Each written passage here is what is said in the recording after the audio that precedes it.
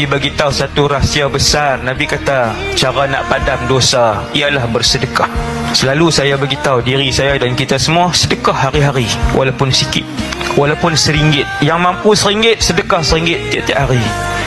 Niat dalam hati nak dapat redha Allah waktu sedekah, nak dapat redha Allah, nak tiru sunnah Rasulullah yang banyak sedekah.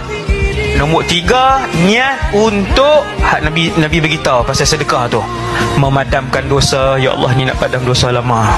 Ya Allah, yang ni nak hilangkan murka Allah ke atas diri aku. Ya Allah, ni untuk kesembuhan sakit siapa-siapa. Sedekah buat tiap-tiap hari walaupun sikit. Buat setiap hari. Yang tak mampu RM1, 10 sen. Tipulah kalau orang hari ni kerja hari sehari, setiap hari tak mampu 10 sen. Mana lebih Allah suka? Yang berterusan sepanjang tahun, setiap hari RM1, ataupun dia bagi RM1,000 sekali ya? Maka yang lebih Allah suka ada wa muha wa in qalla, amalan yang paling istiqamah, paling berterusan walaupun sedikit.